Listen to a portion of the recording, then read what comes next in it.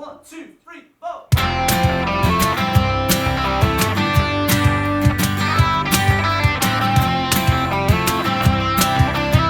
Ladies and gentlemen, this episode of the Mudblood podcast is brought to you by our bold ball bag friends over at Manscaped. You know what Manscaped is, but I'm going to tell you anyway because that's what I'm paid to do. It is a company that offers products to trim your pubic region, to shave your shaft. It's fantastic. They brought out the new razor, Lawnmower 4.0, has a little flashlight. Where's her brush? The lawn point. The Lawnmower 4.0. Fuck me, I am sleepy. The Lawnmower 4.0 has a little flashlight if you're going to go at it in the dark. You get ball toner, ball trimmer. You know what it has. Little fucking nose trimmer. Get a wee pair of boxers. We can get you money off that. 20% off with the code Mudblood. So go on to manscaped.com. You go into their fucking wee section. You put in the order and then you add the code Mudblood. You get 20% off your order. It is fantastic. The reason we push the product, yes, they do sponsor us. They are great. They're fucking brilliant. The Lawnmower 4.0 is fantastic. Give it a go. We're also sponsored by our friends at Hinch Distillery. It's a local whiskey distillery. We have a little bottle there. You can see it in it. It's a Madeira blend, I believe. Do you believe that's what it is? It's aged 5 years in a Madeira cask. Aged 5 years, so almost too old for the snooker nonce. Head over to the Patreon to know what I'm talking about. So check out Hinch Distillery. Also take a tour of the local distillery. It's fucking awesome. And we're also brought to you by our friends at beer52.com. If you fancy a little bit of a craft beer, a little bit of something different, you fancy having a wee drink in the house, check out beer52.com. They have loads of different craft beers from across the world. What else we got there? There's the marshmallow one, the smoothest ad read in the world, my god. Dark roasty beer. So what does that mean? It means it's rich, dark, malty, and roasty. If you like beers that have other words in the title, check out beer52.com. They send you little snacks. So all you do is you go on to beer52.com, use the code MUDBLOOD. We get your first order free, excluding postage and packaging. That sets you up for a subscription. And every month they deliver fresh craft beers to your goddamn doorstep. What more do you want? You get little snacks, you get a little ferment magazine. Check out Beer 52 if you're a man or a woman or in between who enjoys a wee craft beer. Enjoy this week's episode and head on over to the Mudblood Patreon for as little as £1 for extra episodes every week. We've been doing it for over 2 years. There's about 106 extra episodes that if you haven't listened to, it's all there. So check all that out and enjoy this week's show with the phenomenal Gary Little. Hello, ladies and gentlemen. Welcome to this week's Mudblood podcast with myself, William Thompson, and as always, Mr. Paddy McDonnell. What's happening? We are joined by a phenomenal guest today, very funny man, Mr. Gary Little. Woo-hoo! What's happening, bro? Hello, guys. The whole way from Glasgow. Yes. Yes, man. I don't think we've met before either. No. I've heard of your stuff before, but I've never seen met you all over social media. We're annoying. It really annoys me. Oh, yeah. Every third fucking post, we're there. We were talking last night, and Guy was like, I know Willie, I know who. And then me, oh, you know Willie and all. He's like, aye. He's a wee guy, and I remember seeing him in the Laughter Lounge years ago, and he was talking about being in jail and all. And I went, so it was a Willie White. Yeah, my act's very different though. Willie White and Willie Thompson. I says both very disabled looking. Yeah. Well, I think has the, I don't know him either, so I shouldn't be saying this, but has the edge over me in that. You think so? Do you know Willie? I know him very well. Yeah. Oh, what's the crack, Gary, anyway? Are you just over for tonight's show? No, he was Last night at the Empire and tonight in Derry. Oh, no. Have you done any? You've done those road shows? Yeah, they've been great. Like, Yeah, it was Sandino's last time, but this is PADDY, which is like one of my favourite bars in Derry, if not the favourite one. Like, I hate saying that because all the other bars crack up, but I do go to PADDY if I'm in Derry. That's my go-to bar. Aye. You know, for a stout and stuff like that. Just really like Nice. it. So they've done the upstairs, and it's going to be like their first ever comedy night. Fucking great. Yeah. Great. The one that I did one with Adam Bloom and Andrew Ryan in Newcastle. So fucking good. When was that? last week. Right, okay. Last Wednesday it might have been. Right. Fucking. Do you ever just one of those gigs like this? Is How did Adam Bloom do? grand? Yeah. Grand. It's always that He thing. was really big, like, back in the day. Was he? Yeah. And, like, he would have been on TV and stuff like that. And Yeah. then sort of went off the point. Yeah. But when I went over to London, was giving it a go, I was doing a gig on Putney Bridge. And he was doing it. It was like an open mic. Mm-hmm. And he came up to me after and he's like, I have a bit that's exact same as that. And I went, right? And he was like, and he went, what's the bit? And he went, I have 2 kids. And that was, that's where he finished it. And I looked at him and I went, I don't think we're the only 2 comedians with 2 kids. And he went, I know, it was just the way you talk about them. It's just very similar to the way I talk about them. And he like, what? And he was like they're wee bastards. And I That's went, like saying I'm in a relationship. that's like, I do that bit. yeah, I do a bit of I'm in a being married. relationship I'd as be well. like having a wife. That's you know. I it was have just sex, so so don't talk it was about just so weird of a conversation where I was like, Was I what are expecting you to say, oh, well, I'll drop I'll drop that bit about my 2 kids in, sorry. Aye. And I was like, fucking, that's really weird. So then I got talking to the guy because I took an interest in it because I was like, who the fuck? Like, I remember seeing him on TV, but he was on them game shows and whatever. And then we got talking about things, and then a fella was telling me that he used to run a comedy night in London, and he came up with the bit because Adam Bloom knew Banksy.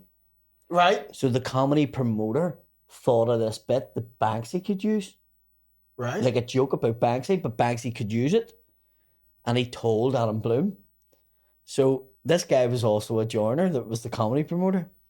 And Adam Bloom, like 2 years later, got him to put some shelves up in his house. And when he was putting shelves up, there was a Banksy painting above the fireplace. And he went, how'd you get a Banksy? And he went, oh, I done like a thing for him. And he says, done what for him? And he says, oh, I done this like exhibition thing for him. And I done a whole bit. And he was like, right, okay. He says, actually, I have a leaflet. He went and got the leaflet from the gig. And it was his quote that he had told Alan Bloom to ask Banksy, did he want the bit? Right. And he was like, I give you it. And Alan Bloom was like, no, you didn't. And he was like, yes, I fucking did. And Alan Bloom put him out and didn't let him finish the shelves in the fucking apartment. And they fell out. And they didn't talk. The guy's like, he has a fucking £500,000 painting. And I told him what the fucking, and he never said it. Fuck. Real mental, like that fucking sort of story's out there. Yeah, And Alan Bloom denies it, like, and I was like, no. I thought he was lovely. I got on very well. Yeah. Nice guy. Just don't tell him anything about Banksy. I was never saying, don't tell him I told you. And I was like, see them cameras there, mate. This will go out. Like, he's gonna see it. And he'd turn around and go, here, I have 2 kids too. So, Guy, you were overdoing it last night. Was fucking hard work, wasn't it? It was a shift. It was a shift. It was actually, people don't understand that because they're sort of like, what do you mean it's a shift? And you know, people were going away last night going, that was great. But You know when you go on and within 10 seconds, you go, fuck, it's going to be work. Yeah, whereas sometimes you go into the crowd or right up Oh, front, for- you go, yeah. oh, yes. It's this easy. Yeah, is gonna you're be like, good. this is the It's best gonna be job good. in Aye. the world. But right for the start, I knew it was going to be a shift when you did an hour at the start.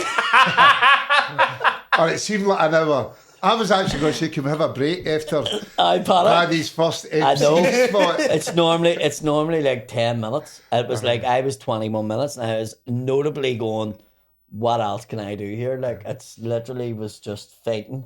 Was it one of those ones, like, when you're having a bad one, there's a certain kind of sweat I get that only happens at a gig that's going bad, where you can feel the bead of sweat literally going from your neck. It wasn't down to like your a arse. sort of dying your arse Yeah. gig because you were getting laughs, but it was just you were like, fuck, right, I've got to get another one here because you were getting a laugh and then it was just cutting off. Yeah. Yeah. Right, okay, gives another one. So you couldn't relax. You're you constant. couldn't Yeah. relax. There's no You- momentum. You weren't enjoying it yourself. You were just going, right. I can normally tell the crowd when I walk up them steps because when I started MCing in there, you'd be walking up them steps and you just hear the audience going, ah! Yeah. I was walking up the steps and just heard. And I was like, fuck me, this is going to be like pulling fucking blood out of a stone, do you know what I mean? But no, it was what it was. But people enjoyed it. Like, people getting photos after and all and talking. And sometimes the audience don't realise they're like that. Do you know what I mean? 'Cause I remember when I first started, I made the mistake and somebody told me, they went, never say that, you know, You know, like if you don't enjoy the gig and somebody would come up to you at the end of the gig and go, well, that was really good. And I would just go, I never enjoyed it. And I go, don't say that. That just put, as if saying, Puts doubt in their well, head. your opinion doesn't fucking Don't matter. matter. You Yeah, know, like, I don't care what you think. Yeah. So I go, oh, cheers, thanks for that. No, I know. You don't think of them things. No. What we experience and what they experience could be two different things. Yeah, because I'm really well for that. Someone will be like, oh, that was a good show. And I'm like, it was fucking shit. You say it all the time. You say it even when you fucking do well. I never, you know what I I mean? never enjoy myself. Yeah. I'm the most miserable cunt. Although the photograph from Monday night would say different. Oh, I had a good. It's not a sticker. Oh yeah, I know. You're such a WhatsApp dad. Like you get a wee sticker. And you I am a dad. I know. I don't care what Adam Bloom says. I know you're a dad, but I forget. These boys all forget I'm in my 40s and all don't look like, you know what I mean? I forget That's a real that you are, dad. and That's a then- real dad thing to say, isn't it? Yeah. You wouldn't know it from Oh, looking look at at me. me, look at me. Yeah.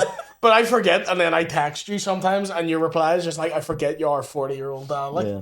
when it's just, I'll send you like a big long message, and you'll just reply, okay, full stop. And I'm like, I needed answers to what I was asking The you. worst is the thumb. Big, oh, he's fucking. You know, you go like, just split up with my girlfriend, you know, things only going well. You lazy bastard. You've just totally diminished my emotional sort of torment that I'm going through. Be going, or a big thumb, you like, oh well. I blew you up did it. Yeah. I fucking hate that. Yeah, you're a fucking nightmare for that. You're a nightmare for me going, are we doing, say I'm like, oh, will I meet you in Starbucks or Cafe Nero? And he'll reply, yes. And I'm like, no, pick one. I need a fucking answer. You're a nightmare for that. Yeah. But the whole emoji thing, like, I don't date them because obviously I'm grown up. Yeah. You're like, but it's the way people, like, somebody I knew had died, right? And, you know, so I went, I'm sorry, it was his girlfriend. I went, sorry to hear about blah, blah, blah. You know, like, just let us, you know, I says, I'm here if you need to talk. And he just sent back and went, just a tear, you know, like an emoji tear. And you're going, really? That's like, and one emoji tear? No, But I know. I'll do that for my dog.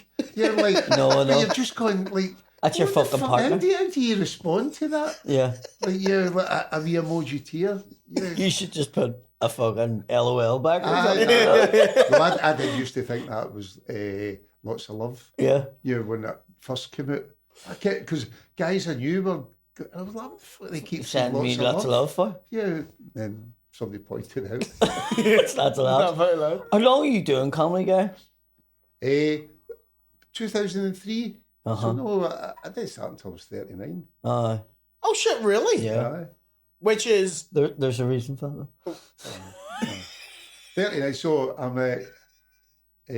60 just now. So Yeah. I turned 60 last year.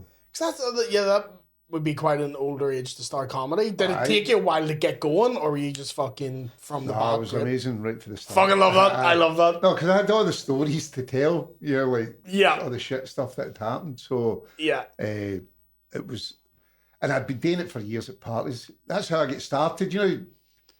It was You're a funny guy, I'm the you should be- arsehole, the arsehole at a party that you think's funny as an arsehole. Yes. And somebody had been to a couple of parties, and she told this guy that ran a comedy club, she went, "Oh, you should get this guy." So when he phoned me, he went, "I heard you're really funny." I was like, "Ah, you heard right." You know, like, just follow it. I was following it at the time. And then he went, "Do you want to do my comedy?" I went, "Aye." But then when I sobered up, I was like, "Fuck that." And then he asked me about 3 times, and I went, "Fuck it, I'll give it a go." And I was actually, I've not changed my materials. I was looking after somebody's dog. So I just started, I was talking about that. I was like, I went, because she gave us a dog to watch while she went on holiday. And I was doing a night shift at the time. I said, so when I come in at 6 a.m, I've got to take the dog out. Ideally, I want that dog to do a shite within 10 feet of my house, right? But this dog wouldn't do a shite in concrete. So I had to walk it, and then I found the Oasis, like the kiddies' play park. Yeah, and I remember it was doing a shite, and all I heard was, "I hope you're going to pick that up." I was like, there was this woman, you know, the dog was doing a shite. Yeah. And she went, I went, "What?" And she went, "Your dog's shit." I was like, "What dog?" Yeah, like just annoying her. Yeah. Yeah. She's like, "Your dog at the end of the lead." Yeah. So that was the first bit of material that I did. and I am still talking about those dogs. Well, don't change what works. Do you know what I mean? I've no kids. I've not got 2 kids, so Yeah, well, Adam Bloom, if he has a dog, you're in trouble. He's going to say to you, I have a bit of material about a dog. But it's so, how long was it before? Like, you instantly then were doing... Well, 2003, The Stand Yeah. had a competition with the Daily Record, the paper, search for a star. So I'd never did call. So my pal that I talk about finding, the Yes. Swan story, Yeah. he videoed me in my living room Uh-huh. and sent it in. So I went to The Stand, first time been in a comedy club, and get through to the final. So they had a showcase in Edinburgh where they didn't have any winners. It was just like a showcase. And that was it in 2003. So And then from there... within a year, so I was doing like main support at the weekends and stuff. Uh-huh. But, It's good when you hear that. Like, do you know what I mean? Like, there's a lot of other people's like, oh, how do I get that? But like, within 8 months of me doing comedy, I done the Fela support for Des Bishop. Do you know what I mean? Yeah, fuck you. Took me years before it took me. But you were like 17. Yeah. So I think what's different is when somebody's young like that. Like, There's not much to talk about Anto because you're Boyd. 17. Aye. Anto Boyle, who at the minute was in Tetris, the movie, played Robert Maxwell's son, was in that Masters of the Air, Steven Spielberg thing. He's in everything at the minute. He's in all these films, right? He's a local actor from West Belfast. He was 15, told lies about his 15 or 14. And we have like a wee gig called The Pavilion here, which is like an open mic thing where I started. And I remember this kid being on stage and I'm going, he's really young. And he got up and he was brilliant. Yeah. But he told that he was 14. So when he came off stage, they threw him out Yeah. of the bar. Aye. But he's a fucking Hollywood actor now. Aye, And aye. I'm going, Yeah. what would have happened if he Yeah, had yeah. have, because he had it then, he Yeah. was that fucking good. And his stuff was really funny. Like, he was up and I was in fucking stitches. I was laughing like fuck. But then when he told his age, they fucked him out of the bar. And I'm like, wonder what would have happened if he had started when he was 18 doing comedy instead of acting. Yeah, because I had to lie the first few times. I Yeah, chose to to get in. lie about what age were you. But you were really good. Like, I remember probably your second gig. I don't think I was at your first, but I think it was at your second. Yeah. I remember you doing it. And everybody thought we hated each other. Because we just slobber like fuck to each other. But it was no typical working class. Aye. Just I'm like, slagging. yeah, like Yeah. me and him were like, fuck up. And he was like, no, you fuck up. But all the wee middle class guys were like, oh, these two don't like each other. And there's like, ten- these there's are tension totally here. like, it's not one bit. You know what I mean? Yeah. To the point, that's how I talk to everyone if I like them. Yeah. To the point I have to dial it back because I didn't realise not everyone Gets on like that. likes Aye, that. And then aye. some people are like, yeah, you like really hurt my feelings. I thought you didn't like me. And I was like, see, if I'm calling you a cunt, it's a term of if I'm not calling you a cunt, I don't like you. Do you know what I mean? But some people just don't react Yeah, they well to don't it. take that. So I have to stop doing it now because I'm upsetting people. I think there's a lot to be said, like, for working class comedy. Yeah. Like, there's a lot of middle class and upper class people doing comedy, and yes, they have, but I don't think you can beat like just proper working class, relatable comedy. Do you know what I mean? I think like you talk, I just do stories about dogs, but it's so fucking funny because it's relatable. Aye. Even if somebody doesn't have a dog, they have an experience of a dog. They're standing in shade, they're fucking a dog barking to keep them awake. It's just, Yeah. it's relatable stuff. See, I like a bit of everything. Like if everyone was doing that, No, again, but that, I'd be bored of that. So sometimes, give me some weird shit. Well, you gig every week, so you're in rooms where there's all different kinds of humour, and you appreciate sort of good stuff, but I still prefer storytelling and stuff. It's just, that's my thing. And sometimes when you watch like maybe one-liner guys and stuff, I think, fuck yeah, I wish I could Aye. do stuff. Yeah. But then they probably hear me do a fucking 10-minute story and think, I'm glad I did one-liners. No, I know. See, I like watching people who don't do a similar style to like what I do, because if it's someone who is similar, I'm either hating it because I'm like, that's fucking shite, or I'm going, bastard, Aye. I wish I had that. Whereas someone Is that you with Lost Guy? Because he has an iPod, does the work for him. lost guy, Lost Voice. lost guy, just some cunt at the fucking Was he reception lo- looking a at lost that. voice guy? Yeah. But like, if I see someone doing something weird, I'm like, I would never do this, and I enjoy it a lot more because I'm There was lost a in it. guy done a bit about like a phone one time. I was doing the stand in Newcastle, and he had a recording but it was as if he was on the phone and it was answering him. And honestly, I was like, why did I not think that? Aye. But in the same sense, not my Wouldn't it style. be? Wouldn't it be? But it was fucking brilliant, you know. So yes, I get that. Like every now and again, you'll get somebody that does something. But I do.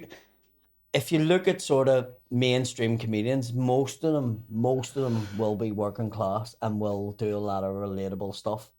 Yeah. Do you know what I mean? Those fucking 2 Red Bulls are coming back on me. There's a guy I love watching. I think he's from Glasgow, Roscoe McCalland. Yes. Roscoe. Who I love because he does relatable stuff, but he's so surreal and When fucking. he started, because I mean, words of wisdom for me, fucking, he used to come on as a skeleton, like his face was all painted like a skeleton, and then the next night you'd see him and he would be something different. And I remember saying, I said, look, you've got to keep one sort of don't be routine changing until up. you get that sorted. You can't just fucking go up and go, right, I'll do something, but fucking, where is that wee successful act now? Oh, I know. Very unprofessional. No, that's fucking For weird. fuck's sake. It's, you know what? It's Went off fucking, about 8 times today. it's literally hasn't stopped. Apologies. Oh, please fuck off. Yeah, but Roscoe, I've gigged with him a couple of times, and he's fucking phenomenal. Really good. Really good. Lovely guy, too. Aye. I get on great with pretty much most of the Glasgow guys. I've not met one I haven't liked. Just immediate. Like, so when you go in the green room and there's like 4 English acts on, you just hear a Glaswegian accent, you're like, I'm talking to you on that. Because you're No, I get on really well. I don't know, but we've done our live and stuff in Glasgow. We have like a lot of fans in Glasgow and stuff like that. There. It's just a relatable city. I think it's one of them. Like people say, what is it? I don't know. It's just relatable. Whereas you have a different experience. I love Edinburgh too, but it's different Edinburgh, audiences. I think, like the thing with Glasgow, and like Glasgow is, for instance, you go to stand in Glasgow at the weekend, it's nearly all Glaswegians. You go to Edinburgh, it's nearly all English people because it's all tourists. Yes. Yeah. Because they're there, so it's a transient crowd. They're there.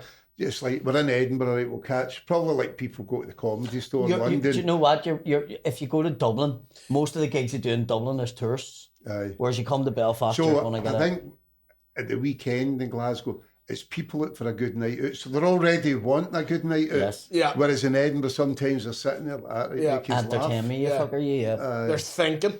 Aye. They So, can fucking do that. Just laugh, man. I always have a great time in both places. Funny, I'm gigging in Aberdeen next weekend. I fucking hate Aberdeen. I hate The it. football team are just as No, I hate the city. It's so depressing. it's see when they say it's it is the grey city. Like the buildings are grey, everything's granted, grey. but when you think of the amount of money that place had, but see the main street, all it is vape shops and beggars. And Yeah. like, it's just a depressing place, and because the crowd there, like a lot of them work in the oil and stuff, so it's a lot of foreigners.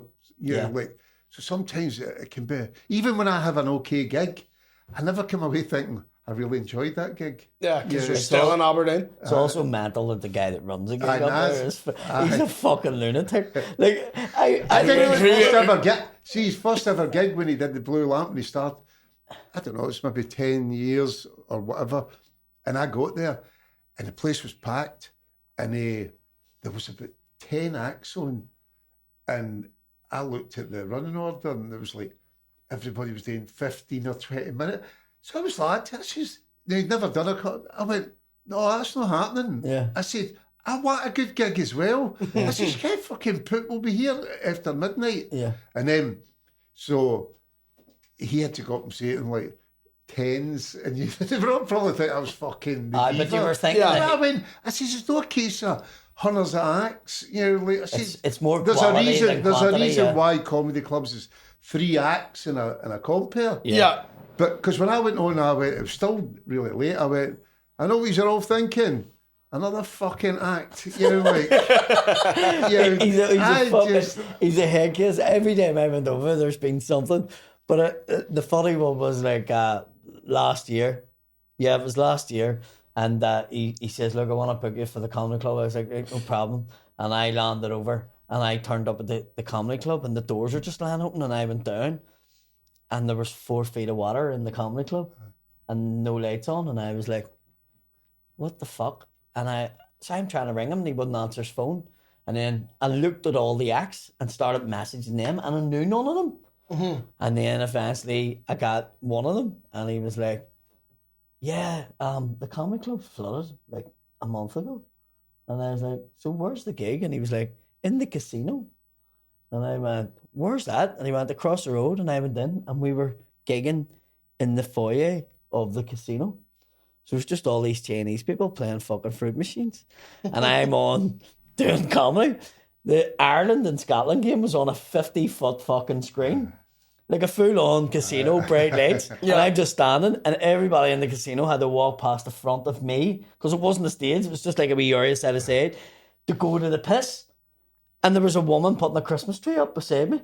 Showbiz. Yeah. And I was like, what the fuck? So I came off and I phoned him and I was like, "Nah," and he went, "Oh, I forgot to tell you." "You forgot to tell me your comedy club was flooded and I was doing it in a foyer of a casino. I was trying to get to somewhere good. So I booked the casino," and I went, "It was in the fucking foyer. People were fucking giving their membership cards, turning around going, 'What the fuck's this cunt doing, telling jokes?'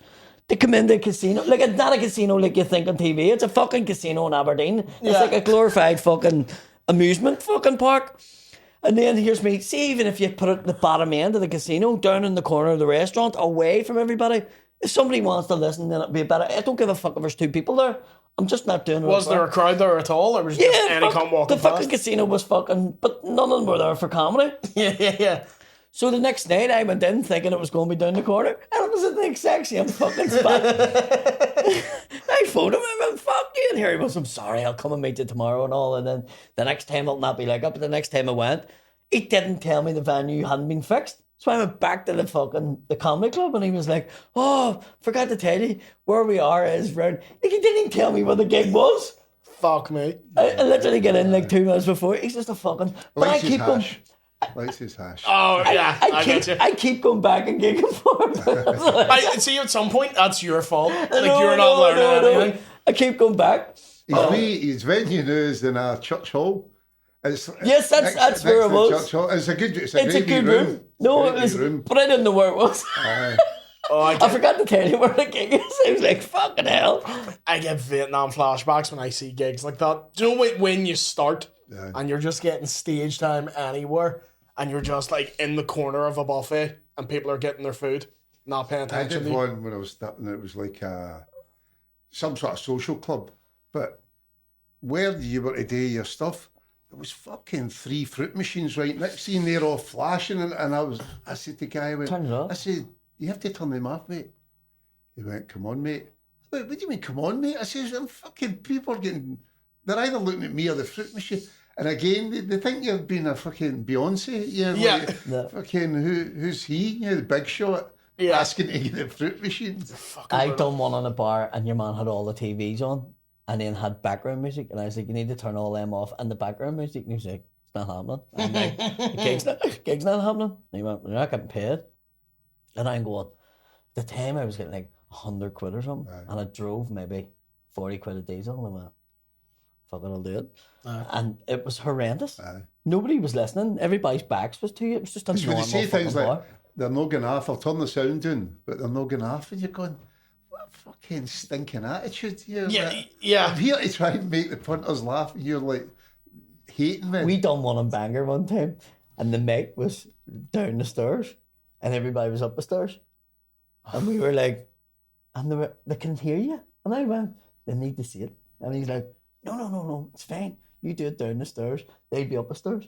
We were down like the bottom of a staircase in the dark, doing coming in the mic, and everybody's just sitting up in the bar, and it was just. And I was like, "No, they need to see it." And he went, No, they'll just be listening. It's just like a guy playing a guitar. And I was like, "This isn't." Just putting a CD And in. then he came down and he was like, "I didn't really go the way I expected." And I went, "Yeah, because they're meant to fucking see you." Yeah. Do you know? And he was like, "Right." What's right. your name? Somebody in the room that I can't see. Me? It was You're fucking half a horrendous. comedian, half a medium.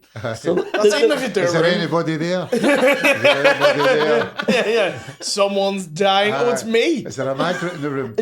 but that gig actually reminded me of doing the Zoom gigs. Aye. Do you know what I mean? Because they were Oh, don't even. they were Fuck. horrendous. But I was working in Netflix.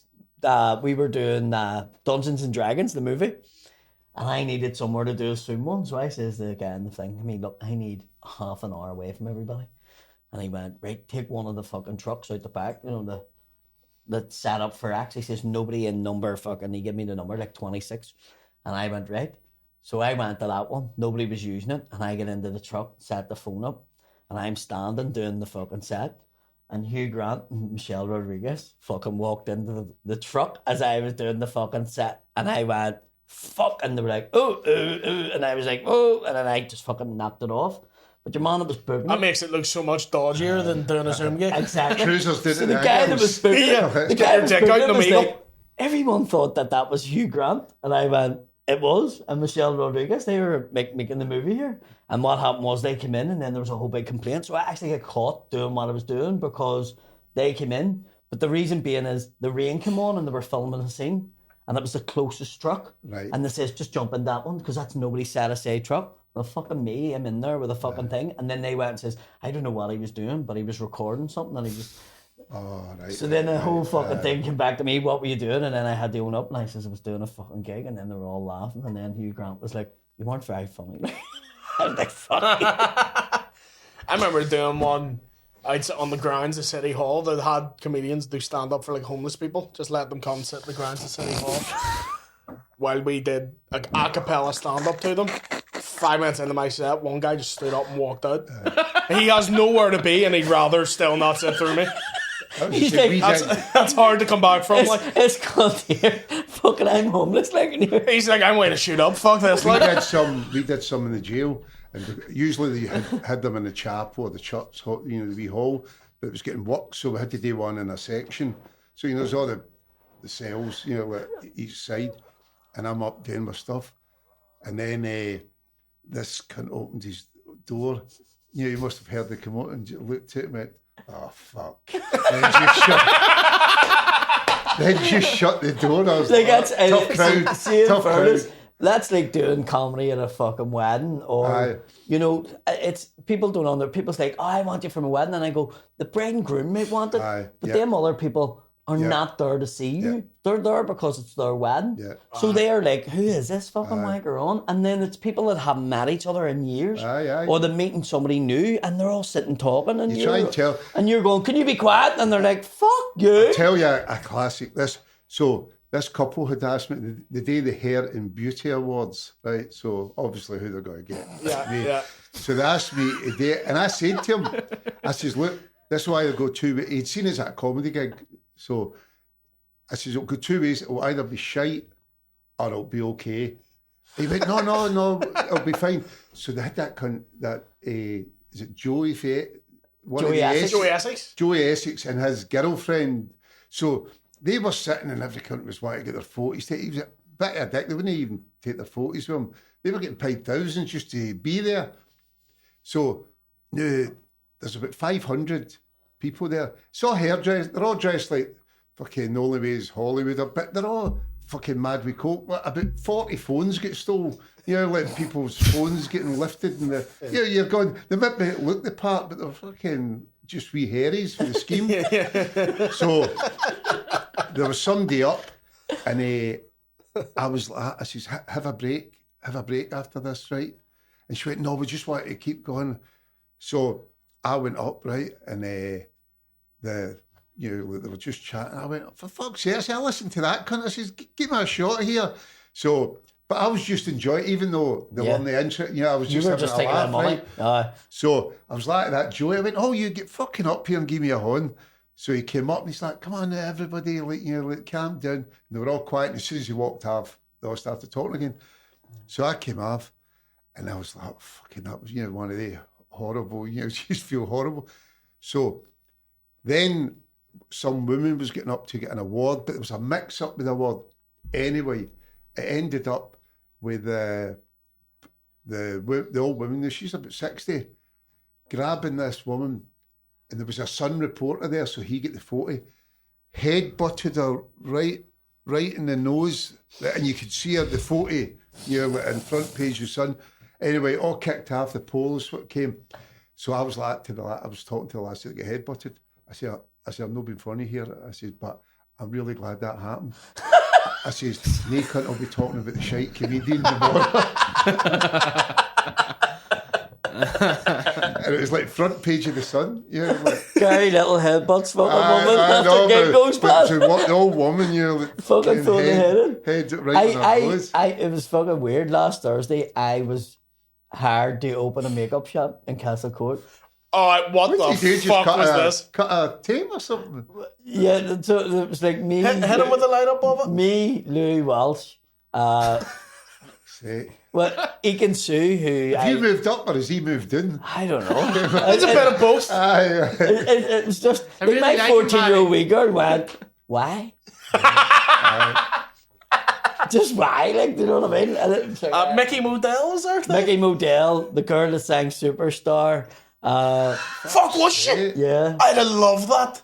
Oh, I didn't know she was Oh, there. nah, it was fucking cool. No, lad. it's cool, lad. Aye. I love But it was, Mickey it was, Modell's cool. it was, I love Mickey How did Modell. it work? But did you all get a shot at? Well, you all had these big Do you know giant what? scissors. I was told to be there at 5 o'clock, right? And I turned up at 5 o'clock, whereas obviously you're not meant to turn up till 6.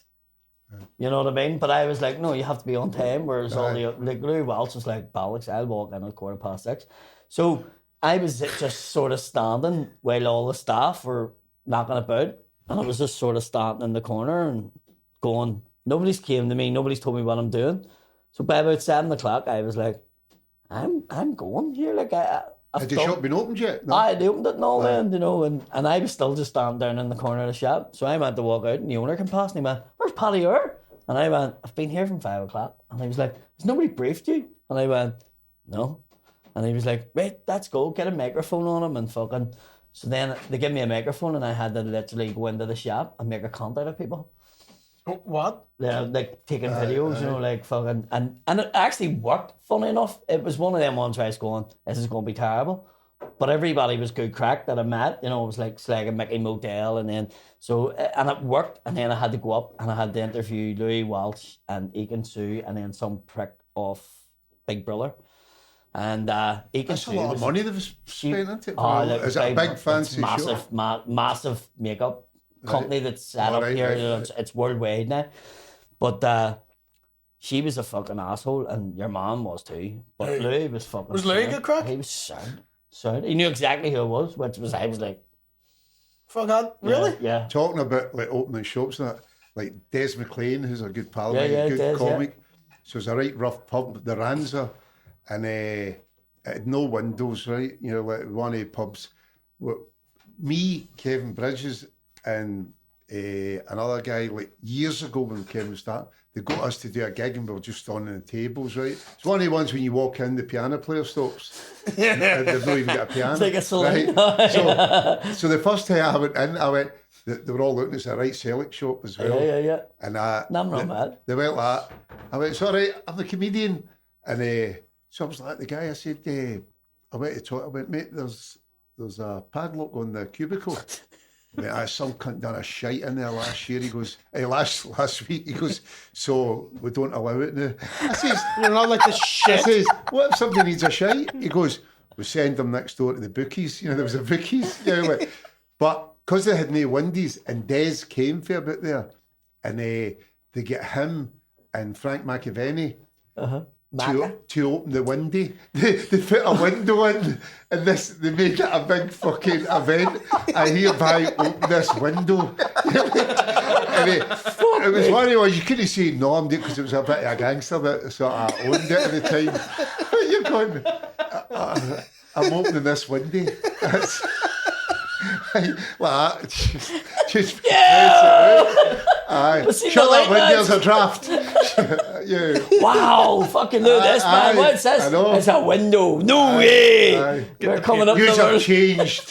Yous have got a windy. This used to be now. a good fucking bar. Aye. Fucking snobby bastards. You'll be serving fucking soft drinks next year, cunt. Them COVID gigs were wild. Did you ever do any of like the people's garden parties? Yeah. Yeah. There was one I done in Ardoyne. It was like a wee girl's Garden 21st. party in Ardoyne. Oh, That just sounds. It's- That just sounds It's not a bad. garden. I didn't have a garden. Like it was no like the wee fucking Alleyway. basically the alleyway. And, We had our 21st out the alley. and I turned up, set up all the gear, and it started raining. So they were like, "Ah, fuck, you may move underneath the gazebo." we moved underneath the gazebo, but there was that many people in the party. The rain came on heavy. Everybody was under the And gazebo. they all, yeah, but then they eventually just went, fuck this, and they went inside. And you were playing on your own outside. And we were like, what do you want us to do? And they were like, I should put one of the speakers in for the kitchen window. And we were just sitting there out under the gazebo in the fucking alleyway. To no one, and they're all sitting in the fucking kitchen talking amongst some themselves. fella looking out the window going, fuck's empty, whackers in the back of the fucking guitar. Someone's knocking lines in the bathroom. You're like, I love this one. Do you remember when it was just ramen in the alley? Fucking musicians, fucking cunts. One of the aunties took the fucking speaker out from the window of the kitchen and turned Closed it back out the other way. It's like, what the fuck are we even still doing here? Do you mind the brutal one we did at the first Freshers Fair after COVID? Yeah. So it was in Limelight 2, which has a big stage. So they had their Did I do Freshers that? Fair. You did, yeah, it was me, you and Shane. I don't remember. Let me remind you, because you will. So we were in the corner of this Freshers Fair. They had fucking tattoo stalls and boojum fucking cards going about, and just all these stalls up. And I was like, so do we turn to, there was music playing as well. I was like, oh, we're going to knock that off. And they're like, no, you just get up and do stand-up. I was like, is there no seats or anything? No, just do stand-up in the background of this entire Freshers Fair. I've completely blanked that out. I can understand why, because we all went up, did 5 minutes each. No one even turned around. People are sitting there getting fucking tattoos and all. Oh, it's soul destroying that. But There was a guy. they freshers. I've done a couple. You go, I'm older than the Johnny in this fucking college year, little uni, and they're getting you as if they're going to be relatable to fucking granddad. It's fucking brutal. Do you remember we all jumped out the fire escape because the fire escape's right beside the door in Limelight 2, and every time we went off stage, we'd literally jump off stage straight out the fucking fire escape. I told Leesons the best one for me during COVID was I started doing weddings because they weren't allowed music. Aye. At weddings, the only thing you were allowed was a stand-up comedian, so everybody was just booking us, right? And I flew over this hotel and I went in, and the wee guy obviously was doing the weddings was like, quick, you're late in that room, do you not need to get changed? And I went, what fucking wrong with tomorrow? And he was like, well, whatever, just go. And he gave me a mic and I went in, and there was no drink at any table. No drink. And I went into the room and I was like, well, what's happening and all? And everybody was just staring at me. And about 15 minutes passed, I was like, is this a wedding or a wake? You know? And I went up to the bride and groom and I was like, there was one guy laughing way over in the corner, and I went, that cunt's booked me for this, and nobody else knew about it. Yeah. But I knew, I was like, this is a real Christian wedding here because there's no drink at any table. And I went up and I said to the bride and groom, did you book me? And they went, and I was like, I'm sorry. And they must have got it mixed up. We booked a guy that comes in and that's on to be a policeman. A guy that what? That's on to be a policeman, and then he sings. Oh, right. I thought he was going to be a stripper. I was like, weird And wedding And I entertainment. was like, right, okay.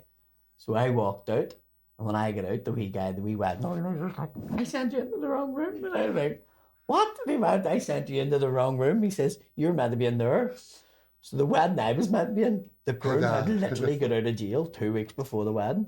So the That's guy, your crowd. So the guy that dressed as a cop went in to fucking do singing. Fucking chased him up the car. So I was fucking in, and they were like, you may wait until the groom comes back. He's still chasing that cop up the fucking thing. And I was like, he's not even a cop, he's an opera singer. Poor cunt was going to get his balls knocked.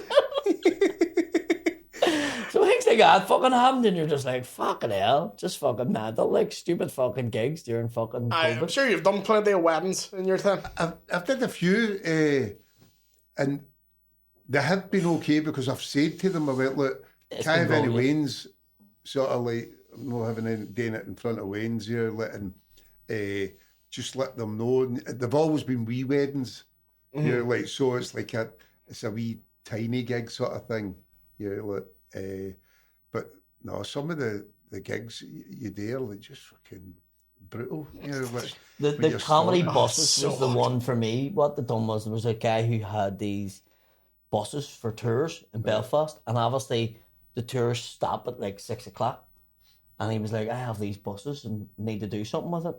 So he booked 5 different comedians and he put us on the buses, and he just put random people on, and all the comedians were going on and really trying to do a set. Yeah. They were double deckers. Aye. So There's people not seeing what the crack is, you know. So I'm sitting watching everybody doing it, and I'm going, they're all down, and they're all like, I can't do a set. So he handed me the mic, and I just went up the bus and just fucking, you look at you, you look like the fucking man from Malapney, and fucking you, and then torture, where are you from? And then so done all this fucking thing, and then looking out the window and fucking slagging people off the bus. Like there was a man standing at a bus stop, and I was like, there's rough horse, everybody look. Your mom was like, what you fucking say, you know? And then your mom was like, that's brilliant, will you do it? I ended up doing them bus fucking gigs every Friday and Saturday night for a fucking year. Like it was like, and you were going and doing them. I had no voice because you're constantly. And we done them for like a year, and I was like, look, I have to stop doing these because I'm stopping taking other gigs to do these buses, and they were good money. But the way he was looking at it is he was paying his bus driver £7 an hour.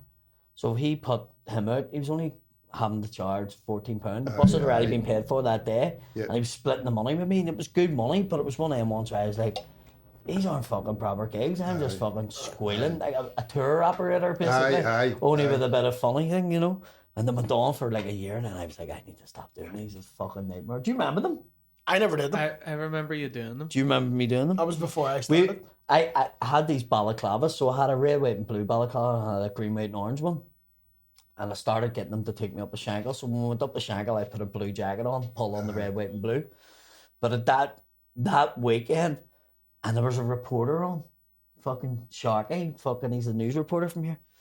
People started coming to them all the time. So we're driving up the Shankill, and at the time they had stopped the Shankill band, the young volunteers from marching because they played outside a Catholic chapel. So they were playing every night on the Shankill and stopping the thing. So we're driving up, and the bus driver's shouting up, but I couldn't hear him, and he's going, Paddy, these are in the middle of the road, but I can't turn this bus. I can't drive down one of the streets, what'll I do? So fancy I heard him, and then I seen it. So as we approached it, see, because it was double decker and half was open, I jumped up on the front bit, and I had the blue coat on and the fucking thing, and the crowd went, yeah, right, because they thought it was somebody from the road. They all moved off, and the band was playing, and I was like fucking Teen Wolf going up the fucking road, and they all moved, and everybody's like, fucking brilliant, here's it, and I'm like, they're all like, fucking brilliant. We're coming down, the cops started flashing. The bus, and the bus driver was like, they're going to get stopped by the cops. And we get up on the Lanark Way, and the cops came behind us. And when we got till the peace line, I took off the blue jacket and pulled on the green one and pulled on the balaclava. And the cops just turned and went, fuck that, we're not even involved. Don't know what the fuck that is. Now we get through, and then I came down in the bus, and everybody was like, it's fucking different colours. And I was like, now we've came across the peace line, I have to do the different colours. But fuck, it was mental. There was a guy on it, the reporter, and he says when he dies, he's going to remember that moment of me on top of the bus with the thing just hard the parted. He says it was like Moses parting the waves, you know what I mean? It was like Paddy parted the fucking horns. Oh, fucking funny. So you started in 03. You must have seen a lot of big Scottish comedians come through. Yes. Do you know, like Kevin? Yes. Rub it in, Willie. Thanks for reminding me. No worries. Frankie. I remember. By the way, Gary Frankie was before me. You're like, really? Right. But I remember Kevin's first gig, and you're like, you just knew he was like fucking, like you're probably talking about that actor boy. You went, fucking hell, the confidence, like, and great material as well. I remember going down to Hartlepool or something with him and his dad. We're getting like fucking 15 quid each or something. I remember joking with his dad, went, he's a Wayne Rooney, a Scottish comedy, and he was going, I wish you'd do money, fucking, for more money. He has it now, aye. But he's a phenomenal comic, Just... I think there's something about the Scottish, like the Glaswegian accent. But it's more self-deprecating as well. Like Belfast, whereas we laugh at ourselves. Laugh at you don't get... I always think the irony, I know there's a couple now, but the irony of Edinburgh having the world's biggest arts festival, but no funny cunts. Yes. but when you think of the top ones, Billy Connolly, Ricky Fulton, Frankie, Kevin, even Raymond, they're all for the West Coast. Yeah. I remember Googling funny people for Edinburgh. It was Ronnie Corbett. You're going, he's not even... Was he from Edinburgh? I think he was just outside Musselburgh or something. Do you know what's mad? I done the Monkey Barrel with his daughter. I did a gig with her as well. Yep. Is it Emma? I can't remember her name. Aye. Emma Corbett? Yep. And I remember like when the penny dropped with me because she doesn't do that. She's his daughter. Uh-huh. And I'm watching her on stage and I'm going, I fucking know her face or something. There was just something about her. And I had to run across the road and do the Monkey Bar Me solo show. Yep. And there's a fucking mural of him on the wall. And I went, Corbett.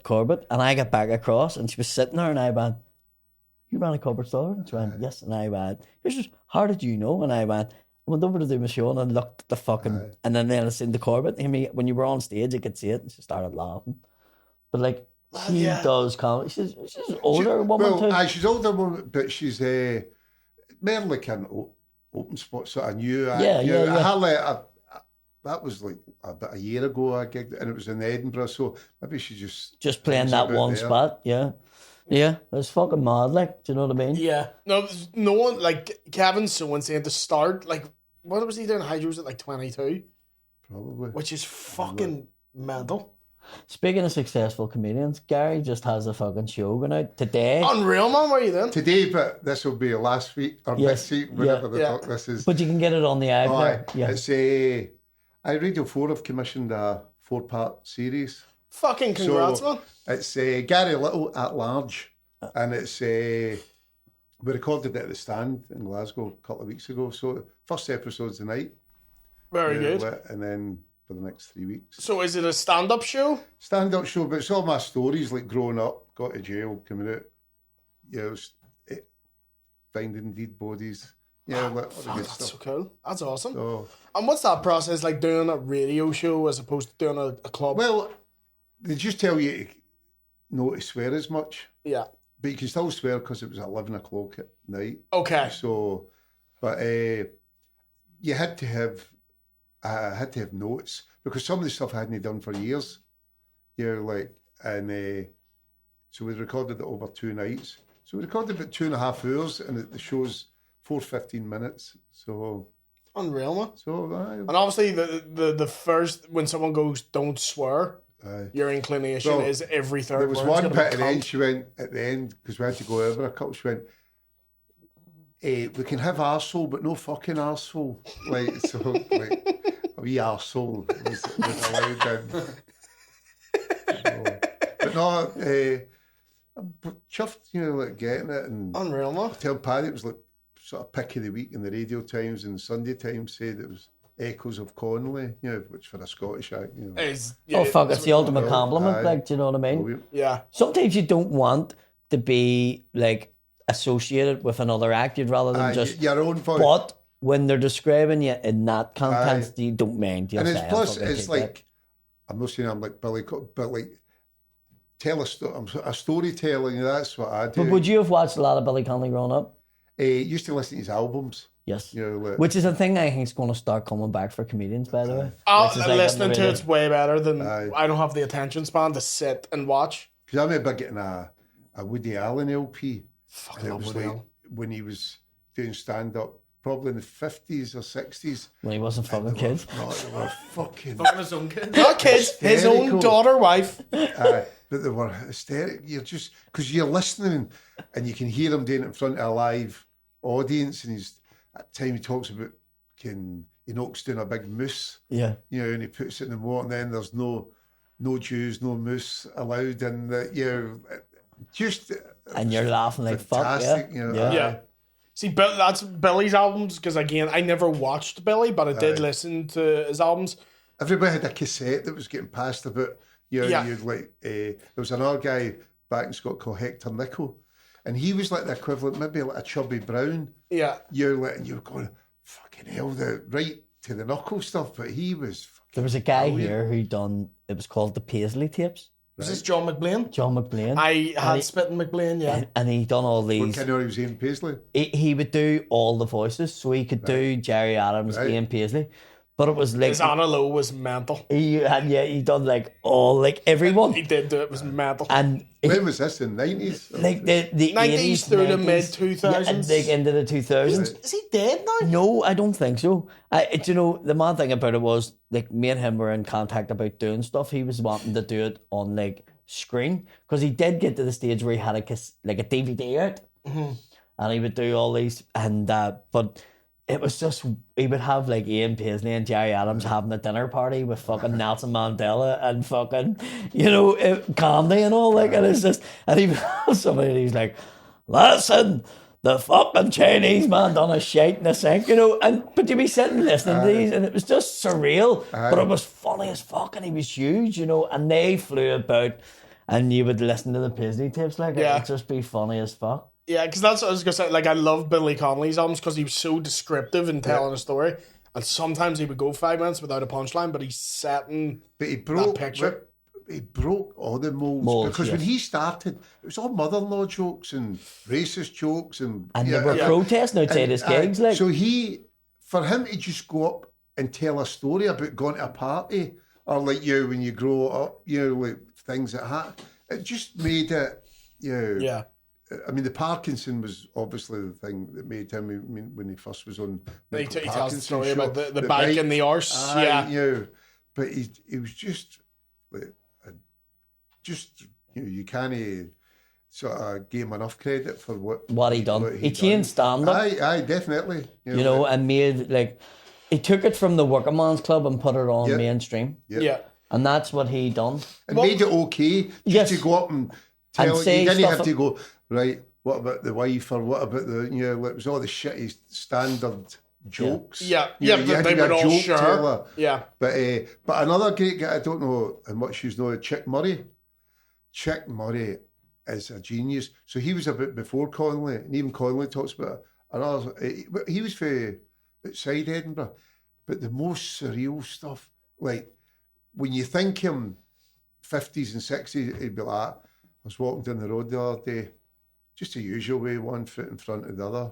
Like really sort of, his joke that loads of people have copied, he's standing at the side there, waiting to cross the road. There's a woman with a dog. And he went, does your dog bite? And she went, no. He went to pat it, and the dog fucking nearly takes his horn off. He went, I thought you said your dog didn't bite. She went, it doesn't, but that's not my dog. Just really sort of... surreal stuff. Surreal stuff, but what a guy he was. What can you remember being the first comedy album or thing that you watched or listened to? My dad watched Dave Allen all the time on TV. And then he was, I mean, how far he was like he? The BBC was putting anti-Catholic the religious church stuff and all that. Yeah, you're going. And he was real, but they let him do it. I remember watching him, but then I think it was Billy Connolly, like on tape. Yeah. And I remember watching it, and I was like, oh my God, like I couldn't believe it. I was in stitches. And then I just watched everything that was Billy Connolly after that. It was just. I loved Tommy Cooper. My dad loved Tommy Cooper, yeah. I wasn't a big fan of that. Do you know what I mean? My dad liked that. He liked Ross Abbott as well. I quite like Tommy Cooper. Yeah. Watching him literally die on stage, that's just on YouTube is he was dying bizarre. On stage on purpose. No, I mean ceased to live. Oh, I literally but had a heart attack that and was died. the whole thing. Like I had a mate who was doing a best man speech, and he genuinely took a heart attack. Really? Like took a heart attack doing it, but everyone thought it was part of the speech. Did he die? No, he didn't die, but it ruined the fucking day. Well, yeah, because he had to go to hospital, but it took 15 minutes for them to phone an ambulance because they thought he was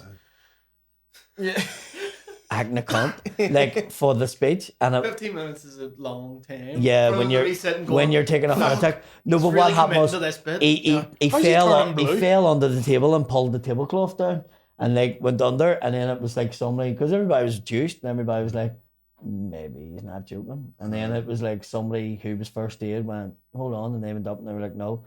So by the time, and then nobody had a phone on because it was the fucking speeches. So it was like 15 minutes before they actually got paramedics to fucking look at him. And he's fine? He went to the hospital, yeah, but he like when they put him on the ECG, it was a heart attack. Jesus and they Christ. says it was probably a panic attack that then developed into a heart attack because he couldn't breathe. So that's always it, because obviously what we do, we're used to public speaking. I forget how terrifying people find it. Like, see when people find out. It's when you see people going up and the bosses and stuff, and to do a wee speech, and it's like, Thank you. Aye. And the papers here shaking. Aye. Thank you. And then they'll do a wee shite joking on me, like, oh, keep away from the bar, whenever Kevin. I first went in to teach, it was like the other guys who was there, because they were like, you said you never taught before, and I was like, I haven't. That was a routine I done. You know, like it was like straight away I had all the kids on side. Aye. The kids were like, he's fucking brilliant. Like last week there was a teacher pulled for swearing at the kids. I was like, thank fuck nobody recorded me. Because I thought like I would have walked in and went, listen, you wee bastards, this is the way it is. Fucking sharp tools in here, you'll fucking cut your fucking fingers off and you're not fucking doing it, alright? And then don't be telling your mas and dads. So I was like, thank fuck nobody recorded me teaching. Because I was like down to their level and they were like, he's sweet. Yeah. But that's, people fucking freak out at the idea of ever having to do it. And that's, I hate the question, you guys, like, do you ever get nervous? Yes. But you can still do it. Yeah. Like the minute you're not I think nervous. I've only got nervous twice. That's weird. Like you're not nervous. I've only got nervous twice. Only. Like, genuinely, yeah. No, I'm never every gig until I get the first laugh. No, I'm not. I'm not nervous There's at all. the 5 minute period when you're waiting to go on. There is a voice in my head that just goes, You're not funny. No, that goes, you don't have to. No, it's you in my ear. Before I go on, there's just a voice in my ear going, you don't have to do it. You can't go home. No one can make you go on. I don't get that. I really don't. Like, I swear. I don't get that, but it's just, I'm going for, especially if you've not did a gig in a place before. Yes. Different if you're doing like a gig in Glasgow or something, you go, fuck it, the ball's in the line. Yeah. I just have to knock it in. Like, yeah. But when you've no did and especially some gigs in England, because you know your accent, you go, fuck you, I have to take a half a Valium so they can understand me. Yes. Yeah, but no, just until I get that wee sort of laugh and go, right, everything's okay. Yeah. Yeah. And you don't get, you're weird. I don't get that. I really don't. And you know, it's so been a weird. thing after I got my finger bit off working as a doorman. And genuinely, the only thing that scares me is the safety of my kids sometimes. Do you know, like, I don't give a fuck. It's literally like, it's a terrible thing to have. I've tried to explain to people, not having fear. It's like, I don't give a fuck. It's like, genuinely, and it's just eradicated from me. Whereas, like, the kids is the only thing I worry about. Like, it's like, genuinely, I'll worry about them. Like, oh fuck, they'll watch them on the road or something. You get like 2 kids? No, more than 2. More than 2, but I don't tell Adam Adam. that he had 5 more. I went and had more just to annoy him. Don't be doing that 2 kids bit and putting the bridge. But it is a weird thing. Like I was talking to that guy Jason Salmon, who was an American comedian, and he was like recording a set and stuff, and he was going, "Do you record that? Do you watch it back?" And I went, "I can't watch myself. I can't watch myself. I literally can't, because I go, there's people listening to that. You know, genuinely like don't like hearing my own voice. No, I'm serious, because I'll not even listen to the radio thing tonight. Yeah. Just because I don't want to hear something. I go, you fucking dick, you know, that sounded shite, and then I don't want to hear anything. I don't like listening back to a gig that I think has gone well, and then you listen back to it and you're like, I swear that was louder. We done Stars in Our Eyes, and he watched it back and said to me, "Don't watch it," because we all thought we were ready to be like, fuck comedy, we're doing music, we're brilliant. And then after I watched it, I was phoning everyone. I was like, yeah, it's not good. We're not good singers. We're fucking shit. And he was the best of the bad bunch. You know, so I went, fucking hell, I'm not watching this. Like, genuinely, I'm not watching it. And I didn't. And I still haven't. I think Shane watched this back. They played 10 seconds of it. He just hit the spacebar and went, never show me that again. And just walked out of the room. It's fucking brutal. But like on the night, we were like, we're really good at this. You know, like, you did Firestarter by the Prodigy. I think there was about a minute and a half before you had a line in it. Like, so you did Firestarter. You shouldn't sniff coke on stage, but fucking I did it. He did it and didn't realise like how few words there are in it. So you used to have to do like wee awkward dances and all. Where I was like, and you're like, yeah, it's fucking brilliant.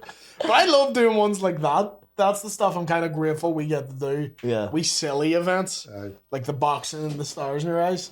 Because they're different from comedy. I get more nervous for them than stand-up. I done a gig, probably the worst gig I ever done, genuinely, right, was there's these 5 brothers that had like a band from the 40s, and they were still gigging, but their poster had the 5 of them on it.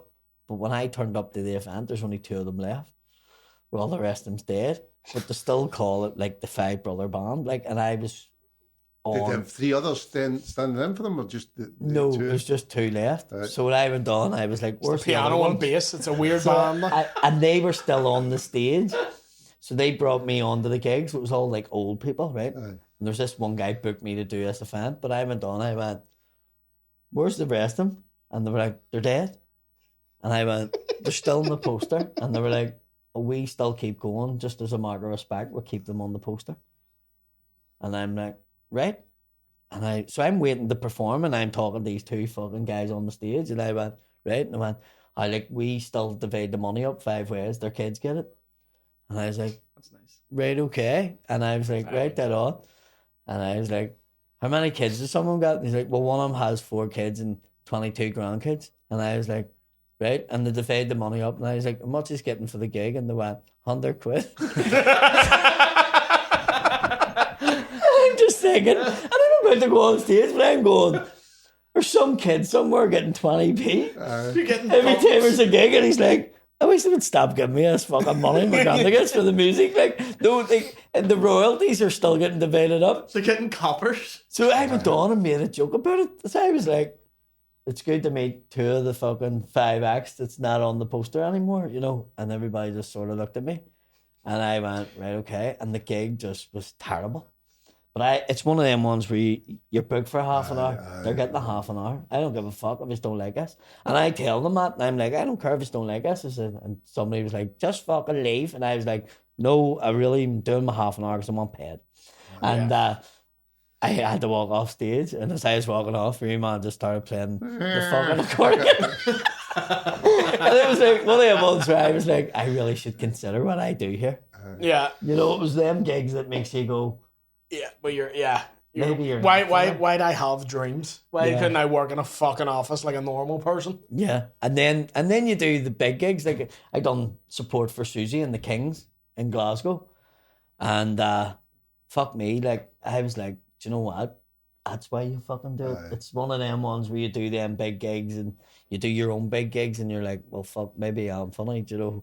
But there's wee gigs every now and again that brings you back down. There's ones where you just land your arse and like someone will be like, "You think you're good?" And you're like, "I'm aware this isn't going well." Yeah. No one in the room is more aware of that than fucking me.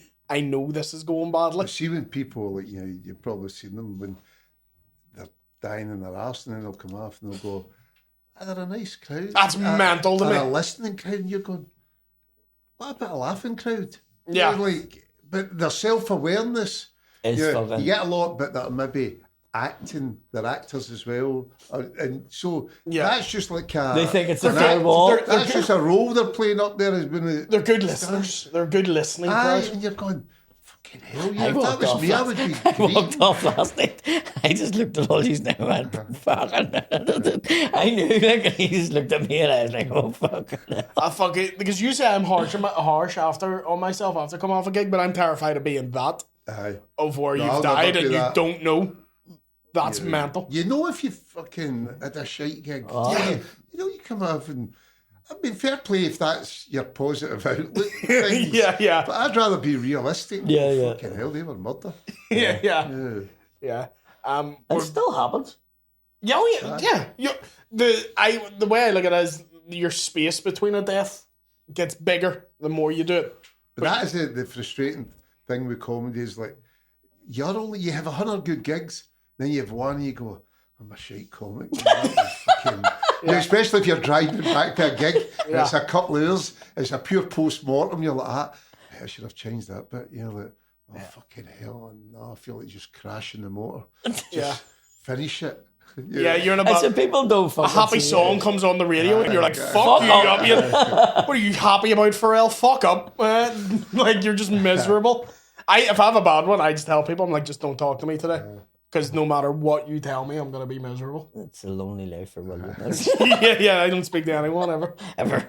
Apart from the McDonald's drive-thru operator. That's the only person. William, bad gig in it again then. I might not even knows I have a bad one if I come in. That's a McDonald's advertisement right there. What? You come Me off from a crying. bad gig, Yeah. and you're crying going through the drive-thru, and you get through and you open the bag and there's an extra chip, and you look at the guy and he goes, "We understand." yeah. McDonald's. As I said, my granny knows I have a bad one if I come in, take my top off, and take a McDonald's into the kitchen.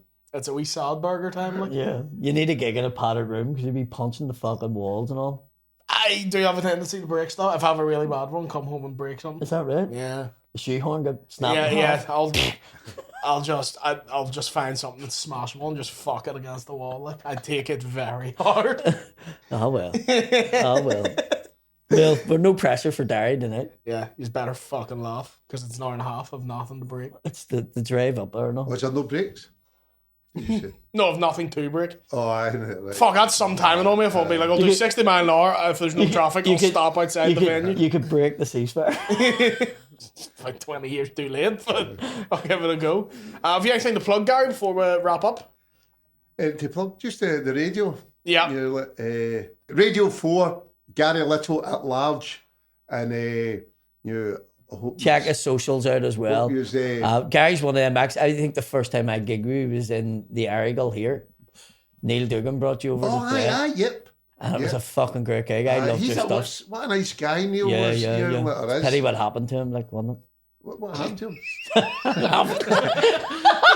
No, It was just seeing the change in your face. It was like, what? Another one? no, but yeah, he's such a nice guy. You know, and he was a great comic. Yeah, you know, no, he but I think it was. was just work and everything that just he couldn't travel because back then I asked there him. wasn't a lot of gigs. I asked There him. wasn't He a was lot of like, gigs in Ireland. he was traveling to England and Scotland Yeah. gigging when none of us. Aye, like, that's so what I mean, yeah. So I didn't even know who he was until somebody's like, Neil Dugan, and then I looked him up, and then he asked me to do a gig one night with him. And I was like, fuck, Neil Dugan's asked me to do a gig. And I went and done it. It was a great gig in Enniskillen and it went really well. And then he would book me and I'd done his tour with him. And the last show he done was like something about the problem of being a Protestant or something like that. It was a fucking really well written show and it was really funny. And it just He stopped at the worst time. it just Aye, didn't. that's what I mean. It's like you're like because there wasn't any gigs here. You're like up in the north. No, when nothing. He was doing it, and he was overdoing it. And I asked him to come back and support me in one of the big shows, like, and he was like, no, because I've promised the wife, like, that's it. I asked him to. Aye. He said no, yeah, he wouldn't do it. Because he was fucking brilliant. And what are Glasgow? I forgot to ask, what are you from Glasgow? is probably most people know Springburn, where they used to make all the railway, all the trains and that big, you know, like Industrial for yeah, it. that industrial near, and there's a Tesco there. So That's its claim to fame. Did you open it? progress. Gary Little's opened this store. I opened the toilet department. Okay. The padlock on the fucking door. Oh, fuck. Very good. But yeah, check out all Gary's stuff. I'm on Instagram, on Facebook, I'm not on Twitter, you know, like. Still be looking at him for on Twitter, but everything else, fucking check him out. And hopefully you'll listen to the radio, you know, and listen the sounds or whatever the fuck it's called. Yeah, check out Gary's fucking phenomenal. Yeah, Give him a absolute watch. brilliant comedian. You fucking love him. We do anyway. What about you? Anything to plug? Just on tour, Waterfront is selling fast. Banger is sold out. I've still got Cold Rain. Derry, I'm doing the Millennium Forum. When's your Millennium Forum? 14th of December. I'm there in December too. Fuck him. I'm doing 14th of December. Fuck him. 14th of December, Portico, Portaferry, and then tickets from Edinburgh Fringe Show, Scumbag Millionaire are on sale now. I'm in the Underbelly Clover Room at $6.55 all month. I get offered that one. Did you this year? Yeah. Not take it? Nope. Fucking lovely room. You took it at that time. Yeah. done. It's a really fucking nice room. Yeah. Because they did Pleasance the year before, which is Well, I did the Beehive, but I'm not doing the festival this year. no. I'm not. How come? It costs too much money. It's a lot of Just bollocks. well, for the Beehive at Disney, you know, because Yeah. we'll know. Aye, getting in. paid, are you? But It's a bucket, isn't it? Then What's that? Is it a bucket then? no, but well, I sell tickets, so sell out most nights. Yeah. But I just, I turned 60 last year and I just thought, where the fuck am I at a crossroads? Yeah. What the fuck am I doing here? Like, and then I went, I can't be bought. And all I'm talking about is people dying. That's all my last 3 years. You're going to be sitting in August twiddling your thumbs going, I "Oh, for know, fuck's sake." I know. I'm sort of, and plus with the radio thing, I could have fucking Yeah, probably off the back end did of it. well on the back of that. I'm Yeah. like, this is the worst time to No, have a you- crisis of you confidence.